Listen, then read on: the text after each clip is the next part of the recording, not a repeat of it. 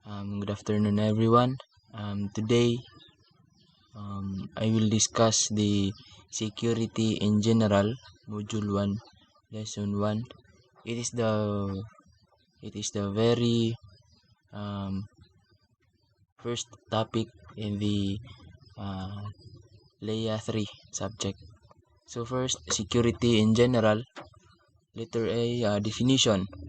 So security is defined as the state of quality of being secured, freedom from fear or danger, assurance or certainty. To secure is to make safe or be protected. So, in relation to this subject, security can also be defined as number 1, state or feeling of safety, the state of feeling or being safe and protected. Number 2, freedom from worry about possible loss, the assurance that something or of value will not be taken away. Number 3, something giving assurance, something that provides a sense of protection against loss, attack, or harm. Number 4, safety, protection against attack from without or subversion from within. Precaution, to maintain safety, precautions taken to keep somebody or something safe from crime, attack, or danger. And the last is guards, people or an organization entrusted with the job of protecting somebody or something, especially a building or institutions against crimes. So when we say security, isa lang ang pasabot ana ka kanang safety ta, yung isa ka kanang isa ka pamaagi or isa ka kanang quality nga being safety ta, layo ta sa mga risk, layo ta sa danger, o na masiguro nga luwas ta. With the above definitions, security can be summed up as any measures taken to keep an individual or group from the dangers or hazards that may cause harm, injury, loss of life, and or loss or damage to property. So mo to ang security. Letter B, necessity of security. Security measures are invaluable or necessary for the attainment of the goals of objectives and objectives of a certain individual, group, or organization. It allows that when an individual or organization is exposed to hazard, their productivity is adversely affected. So, kaning security is important jud kayo Jesus kanang kay kung wala kay security is prone ka sa hazard, prone ka sa pagiging or dako ang risk o delikado. So kung delikado, maapektuhan ang imong kung ikaw na nag-iya og kanang business, maapektuhan ang imong business sa imong productivity because of wala kayo kay security. The next is sumpay ni sa letter B. The economic growth of the Philippines, for instances, is moving at a turtle's pace because of the impending internal and external threats. Internal threats includes but not limited to communist aggressions, the Muslim separatists, the extreme rightists, such as the threat of military takeover of the governments, and the restless mass actions like strikes and protests by civil organizations. External threats include the country's incapability to defend itself in case of war. All of these threats, if not deterred or reduced, will bring political instability which surely hampers the economy of the country. So, natay importante gyud ang security because natay nagkalahi-lahi nga mga threat or kanang mga hulga. For example is external threats. Internal threats. So natay ginatawag ana nga kanang mga hulga sa mga diri ang local nga mga hulga For example is kanang New People's Army. So naghatag na sila og mga threats because nagakutong na sila or si tawag gani basta nangangayo na sila og mga kwarta sa mga civilian or sa mga dagko nga mga company. Kung dili ka mohatag is luoy kay ka kay sunugon na nila imong property. So importante yun ang natay security. Then napa jud tayo isa ka klaseng threats, the external threats. So external threats is kanang international threats na ni siya. For example is karon nga ongoing issue about the West Philippine Sea, about Chinese and Philippines nga nagailog sa West Philippine Sea. Ayun. So now, letter C, the role of the Philippine National Police or PNP and other government law enforcement agencies. So, industrial security is an indispensable part of the Philippine economy because it serves as a partner of law enforcement agencies in the country such as the PNP with its doubtless significance. The PNP takes responsibilities in the supervision, control and training and operations of security agencies and in the issuance of license to operate and license to practice the security profession.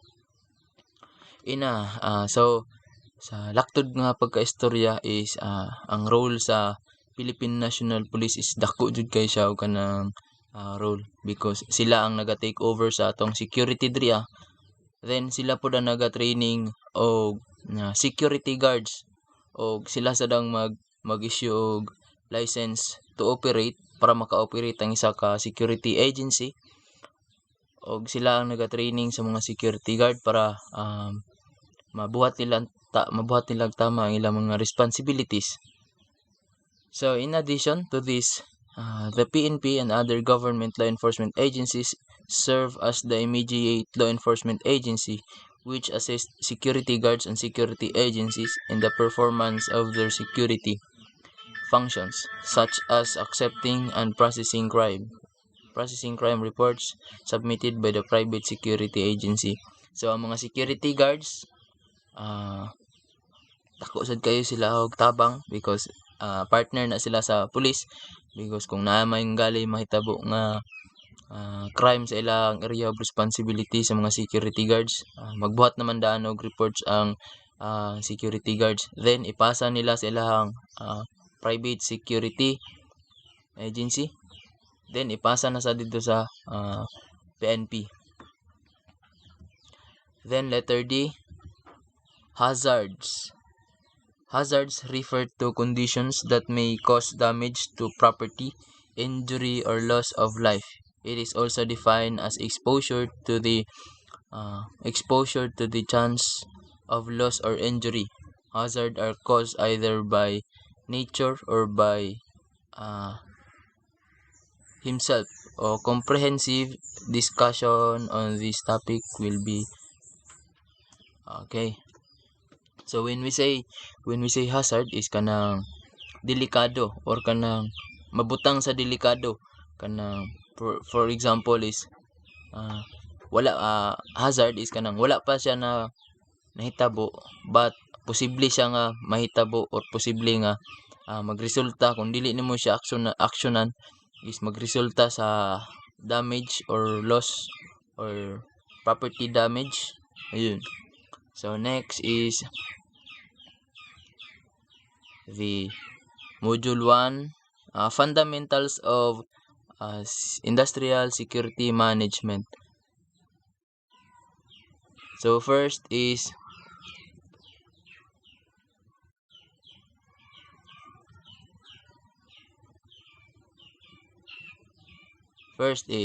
industry. What is industry? So, economic activity. Industry is economic activity concerned with the processing of raw materials and manufactures of goods in factories. So when we say industry, kanang mga product nga nagtuyok-tuyok sa atua is kanang negosyo, si tawag gani negosyo, basta mga mga goods. Then industrial. When we say industrial, it is relating to factories, the people who work in factories or in things made in factories. Having a developed industry, having factories that actively make a product coming from or use industry. So industrial. Next is what is security. So nabanggit na nako ganiya na ang security is the state of being free from danger or threat, kanang luwas ta sa hulga or sa panganib or kanang kadelikado. So that is the security. Next is the management. So management is a process of planning, decision making, organizing, leading, motivation, and controlling the human resources, financial, physical, and information resources of an organization to reach its goals efficiently and effectively. So when we say management, pasabot ana is kung giunsa nimo pag-manage or pag-organize ang isa ka butang. For example, unsa imong mga plano.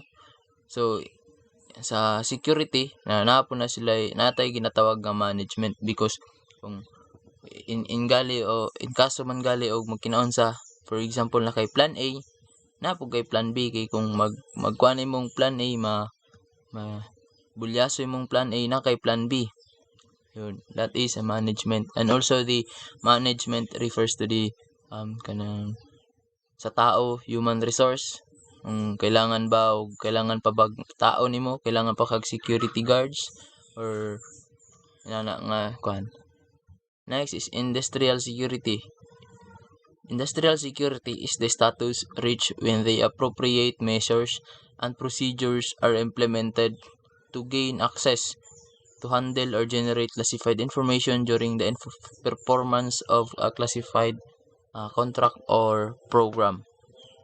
So manid nitong industrial security. Ginaprotektahan nato ang ato ang mga industry, which means ang kanang mga negosyo or buildings, ayun.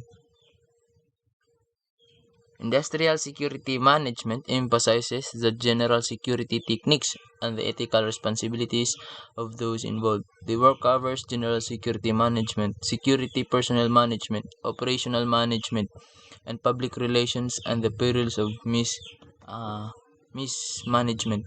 So industrial management is kabuuan na ni siya nga meaning. It means kanang in general kanang involved na diri ang security personnel, security management, involved na siya diri tanan.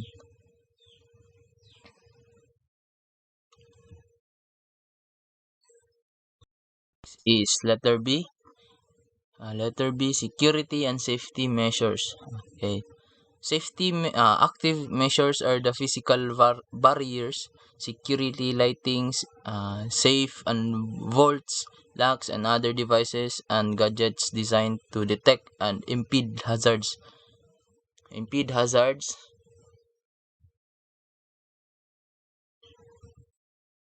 the other hand, passive measures are those that will deter man from committing such acts for fear for being cuffed or charged in court or get dismissed. Security education programs, security investigation, fire prevention seminars, safety drills, and personal security checks are examples of passive security measures. So, ang active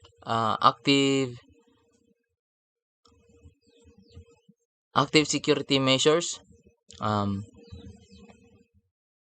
is the barriers. When we say barriers, kanang gates or kanang butang nga maka-protect or naka-protect sa imong property.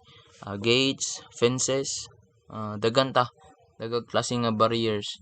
Then isa pod ang kanang lightings because hadlock na sila because hayag ang isa ka lugar, then madlock sila mo commit og isa ka crime kay basin ay makakita because hayag ang lugar. Then vaults vaults para safety ang imong kwarta sa vaults. Then locks, gadgets. For example, gadgets is cellphone, CCTV cameras. Ayun. Then the passive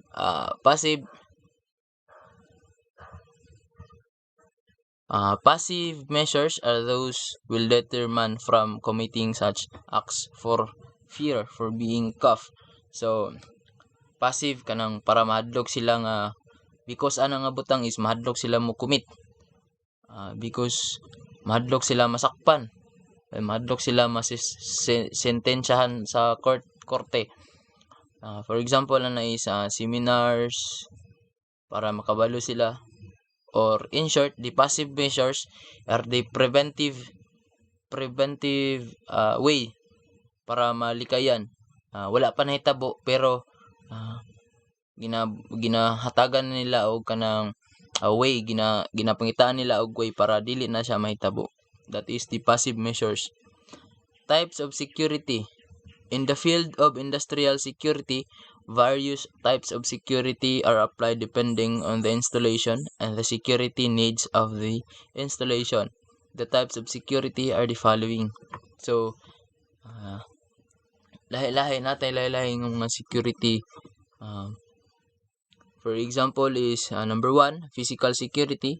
It is the broadest branch of security which is concerned with the physical measures adopted to prevent unauthorized access to equipment, facilities, materials, and documents, and to safeguard them against espionage, sabotage, damage, and theft. Physical security covers other types of security to protect equipment, documents, facilities, and materials against theft, damage, sabotage, or espionage.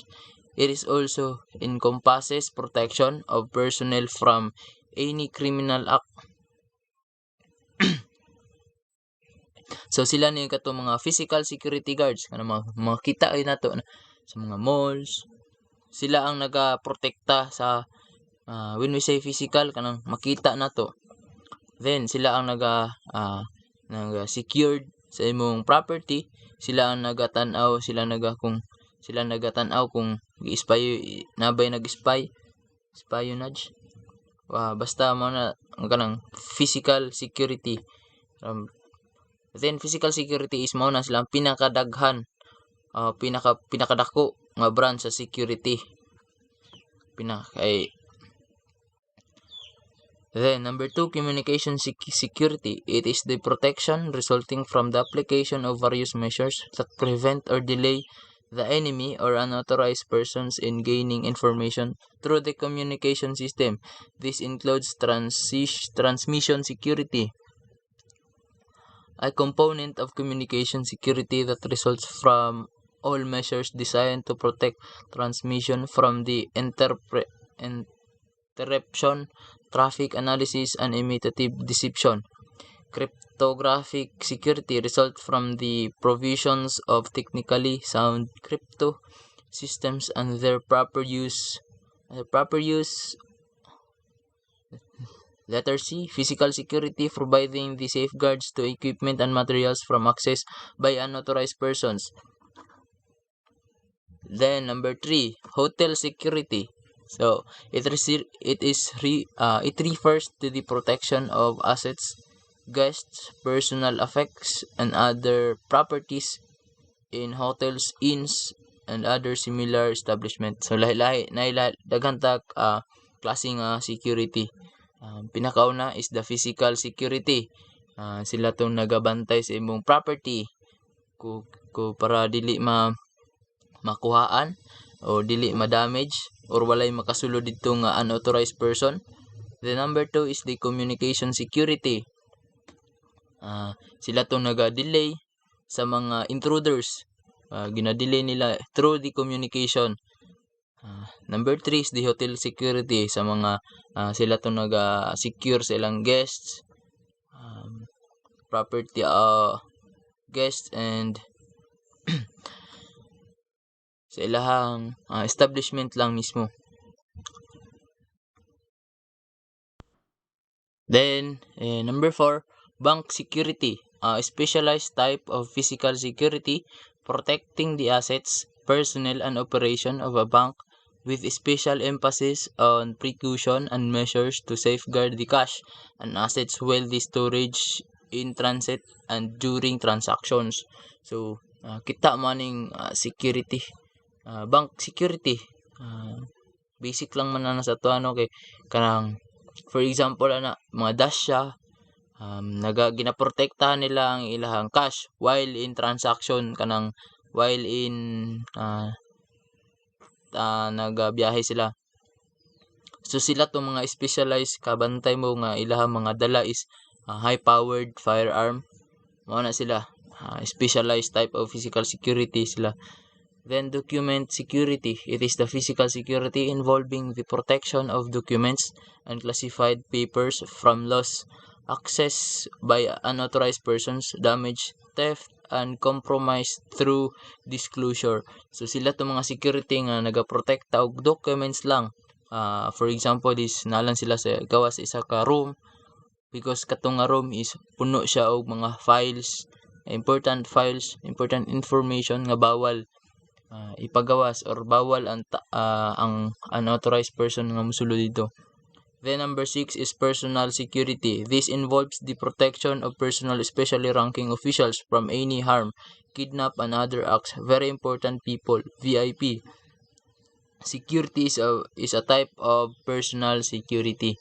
So, example ni is bodyguards, personal bodyguards sa for example PSG, bodyguard sa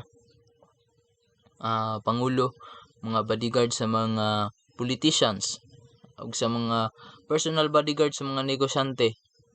Usually basta ng dato na sila yung mga bodyguards, mga negosyante, lalo na pag madto sila og bangko, hindi nadalagin na nila ilang mga bodyguards. Bisan nasa sila magadto, nagin na sila bodyguards basta mga VIP. Number 7, crisis security.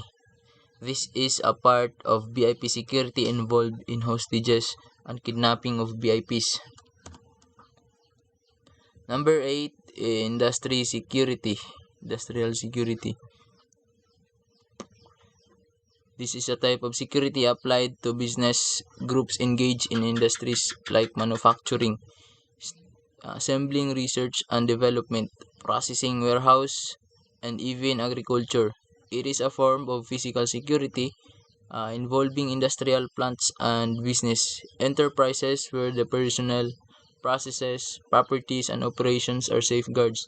Use of protective barriers and security lighting, personnel movement control, lock and key management, guard forces, communications, and electronic hardware are essential aside from fire prevention and control programs, emergency plans, industrial safety, and security education programs.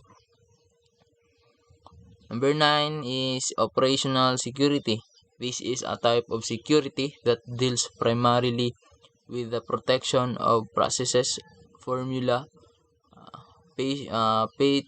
patents, and other industrial and manufacturing activities from espionage, infiltration, loss, compromise, or photocopying. Then number 10, other special types of security. Air cargo security. This is applied in minimize, if not prevent, loss of cargo during the transit, storage of transfer.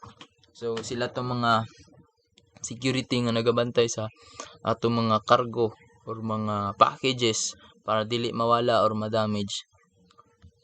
Then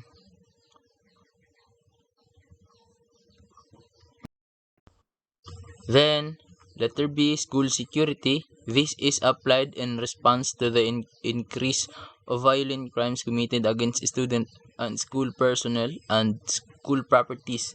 So, school security, sila nagaprotekta sa mga students, sila naga-secure if na yung mga bullying or mga violent crimes committed against students. Kinaprotektahan sa nila ang ilahang school properties basin ay magbandal-bandal. Then Also ginaprotektahan nila ang ilahang mga teachers or ilang personnel na sulod, school personnel. Mao nang ilang gina-check entrance pa lang, gina-check nila ang bag kay basin og naay mga deadly weapon na mosulod dito ayun. Letter C, supermarket security. This is applied in response to the mushrooming of bazaars, marts, supermalls, and the like. So, supermarket security, ay bisan og basin pog ginaprotectin nila diha kay basin og kanang ay mangawat, ana ba. Then, personnel security.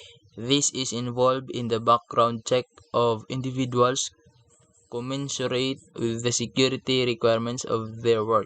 This also includes measures designed to protect employees of an organization or business establishment. Letter D. Major divisions of industrial security. So, in providing security and protection to industrial establishments, security and protective measures are focused on the following major divisions. Number 1, physical security. As discussed earlier, this is the broadest type of security. So, mo na itong nabanggit ganiha. The physical security is the broadest branch of security. As a major division of industrial security, it can be defined as those measures taken to prevent physical access or entry to an installation or area by unauthorized personnel. So sila ang nagaprotekta mo tong nga protektahan nila nga dili makasulod ang isa ka unauthorized personnel. Dili kasulod sa installation, dili kasulod sa isa ka building nga wala dili autorisado. Number 2, personal security. As this division of security is applied to check the background of persons as well as the protection of company personnel against potential harmful acts or conditions. Number 3, documents and information security. This includes every measures designed to safeguard companies' documents from harmful acts against unauthorized disclosure of the information contained therein.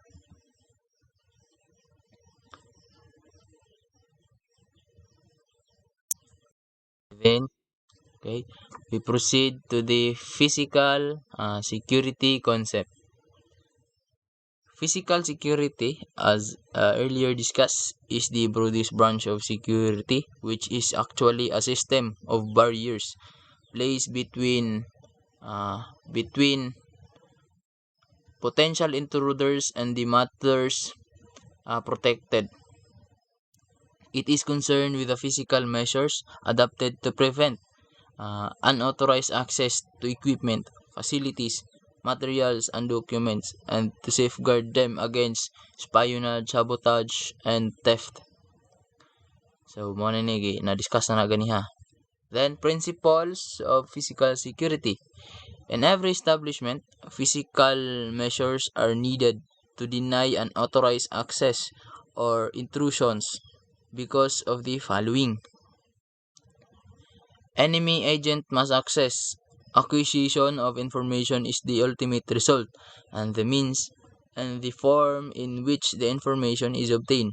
So, ginaprotektahan nila kay basin og ilang mga important information is makuha sa mga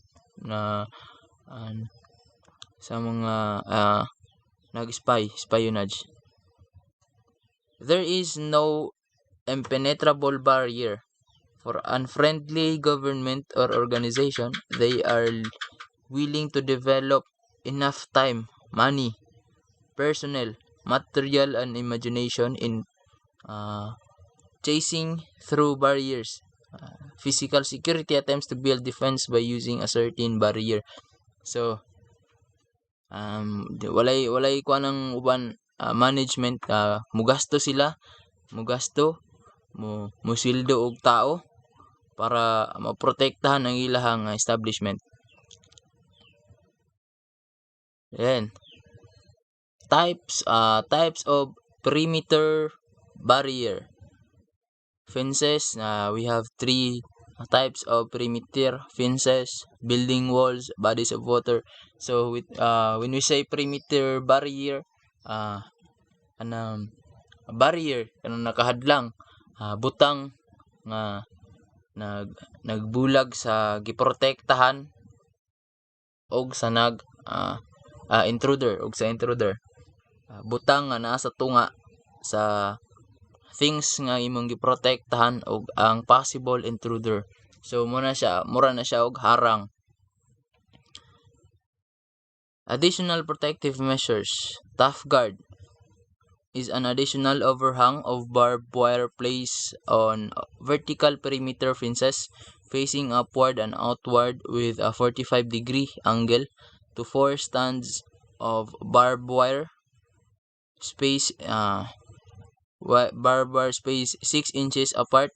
This will increase the protective heights and prevent easy access. So, nasiya sa babaw, top guard, nasiya sa babaw, nakahang ang iyahang guardhouse. Then, naa siya barbed wire nga 45-degree angle, 4 stands og 6 inches apart ang barbed wire kalagyo. Mao na ang top guard. Number 2, guard control station are normally provided at main perimeter entrance to secure areas located out of doors entry. Stations should be near a perimeter for surveillance at the entrance. So, guard control, usually makita na sila sa mga entrances. Sila ang mga naga-control sa mga musulod. Ginatanaw nila, gina-check if basin naidala ng deadly weapon ang isa ka tao. Then number 3, tower or guard towers are house-like structure above the perimeter barriers. It gives psychological effects to violators. So, balay lang siya nga nasa babaw, wala siya barbed wire. Mao na ang kalahian sa towers or guard towers sa kalahian sa tower guards o sa top guard. Ang top guard is naa siya 6 inches apart nga barbed wire and 45-degree angle to 4 stands. Ang tower guards is wala. Mura lang siya balay para lang mahadlok or mahadlok ang violator. Nahikuan dito ni balay. Naguro na itao dia, makana lang. Then signs of notices or control signs should be exceeded where the necessary in the management of unauthorized ingress and preclude accidental entry. It include entry ID, prohibited and exclusive areas signs. So, makakita ganita sa uban buildings gani nga authorized person only. So, sign nga bawal ang dili otorisado mosulod dito. Bawal dito. Then, include entry. Nigsulod pa lang nimo sa entrance, mangita na sila ID for verification. Number 3, surreptitious versus non-surreptitious entry. The possibility of surreptitious entry is the greatest hazard of from standpoint of counterintelligence security because it is usually difficult to determine that the information has been compromised. Then, number 4, each installation is different. Since each installation is different, each will have different problems. To overcome, the security procedures will not be adequate for all installations.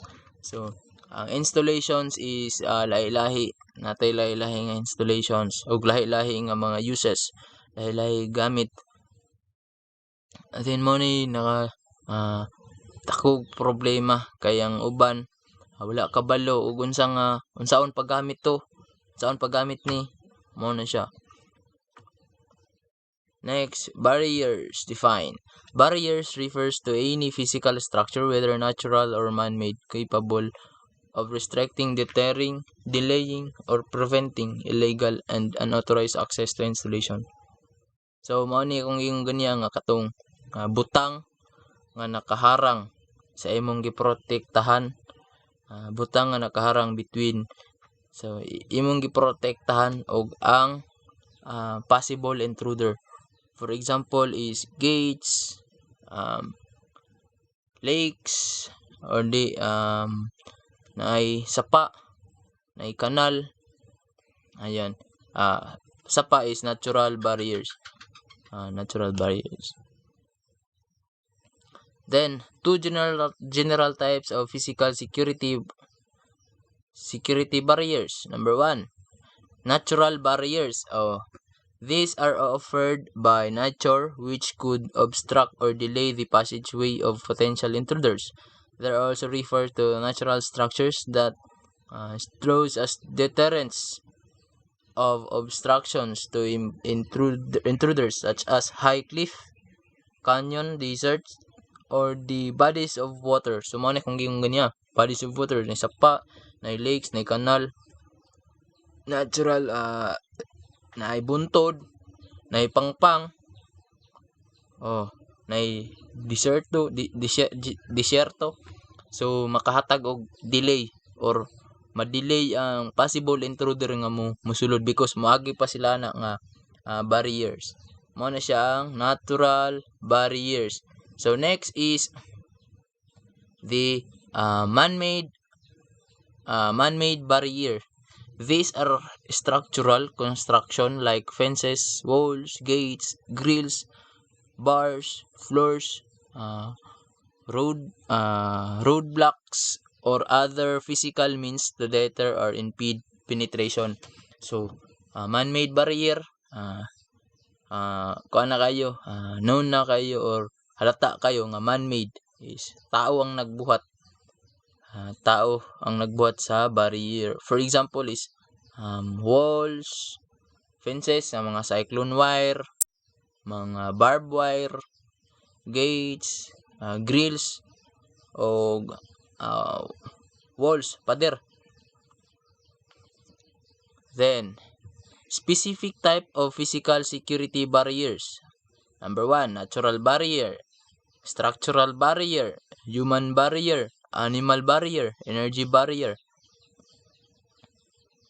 So, mao nitong gingon niya, natural barrier, man nato discuss. Structural, structured, gibuhat yapon. Human barrier, kaning human barrier, mao ni ang mga security guards. Then, animal barrier is iro, mga hayop nga makahatag pusad og hadlang sa mga intruders. For example na is iro, but nakoy hinumduman nga katong giingon ni ma'am nga sa laing nasod ang pinaka effective nga animal barrier is di katong gansa, kay masaba pa siya sa, although masaba jud bitaw siya sa kwan sa iro, masaba pa jud sa iro. Then energy barrier, lightings, may mga suga, yun. Lines of physical security. Minimum security, a system designed to impede and detect some unauthorized external activity such as intrusions to arm attack. Minimum security. System that decides to impede and detect some unauthorized. So, sila ang mga mo-detect. Minimum is sila makadetect sa mga arm attack. Number 2, low level of security. A system designed to impede and detect some unauthorized external activity such as an small retail store, storage warehouse. Medium security is designed to emperor and detect and access most external activity and some unauthorized internal activity that range from simple shoplifting to conspiracy to commit sabotage. This uh, includes the use of advanced intrusion alarm system, establishment of perimeter and perimeter barriers, and use of unarmed guard. So, gamit sa kaning advanced intrusion alarm system because kung para sa nang mo-alarm ang entrance sa malls nga if na kay metal nga dala is mo alarm. Then high-level security designed to impede, detect, and assess most unauthorized external and internal activities of certain prisons, defense constructors, parameciutical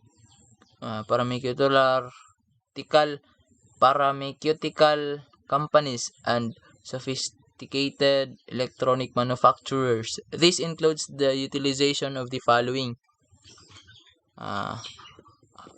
High-level security includes the closed-circuit television or CCTV, perimeter alarm barriers, high-security lighting, and trained armed guards, control designs, and coordination of local law enforcement agencies. High-level na sila.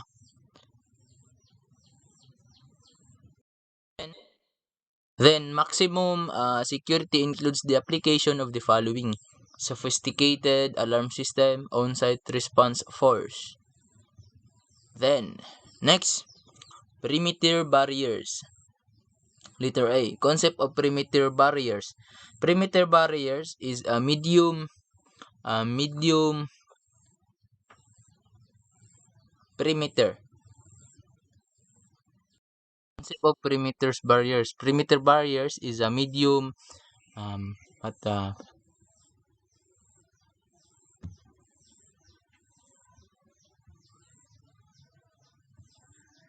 medium of structure which defines the physical limits of an installations or area to restrict or impede access thereof. It is any physical barrier used to supplement the protection of one on-side and outside perimeter. Perimeter barrier also includes the utilization of security personnel. Letter B, line of physical defense. Security managers and security personnel also consider the various line of defense that could help delay or stop intruders. So natay mga line of defense para ma-delay ang isa ka intruder or mapugnan yun. Number 1 is first line include all perimeter barriers. So ang first line defense is perimeter barrier. Apil diri ang kanang entrances sa gawas,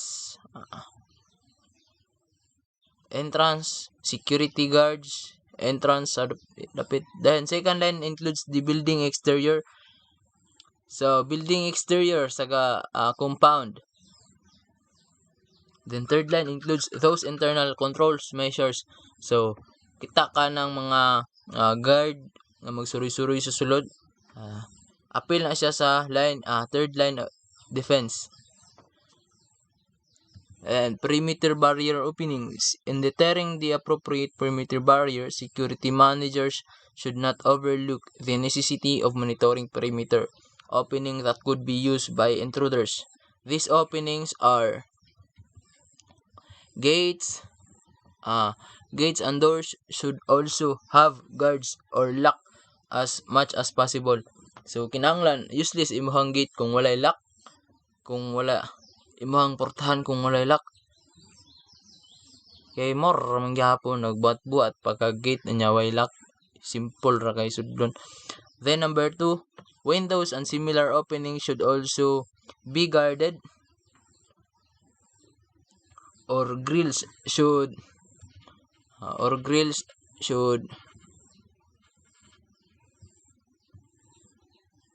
be installed so as not to be used by intruders. whenever possible, windows and openings less than 18 feet above the ground. Sa imong mga window, bintana dapat na grills para dili magamiton sa mga intruders o entry points. Then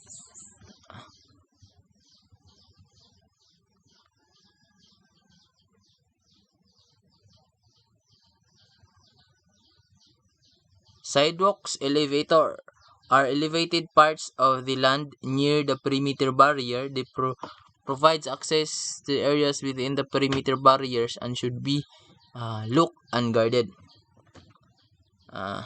Utilities openings such as sewers, air intakes, exhaust tunnels which penetrate the barriers and which have across sections are the 96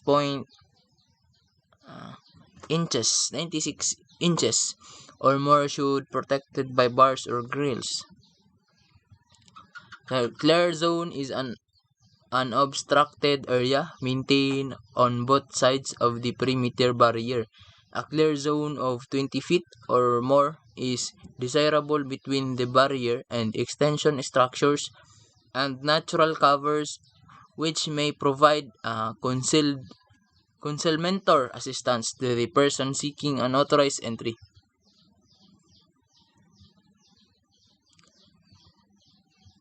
So, perimeter guards. Wait lang.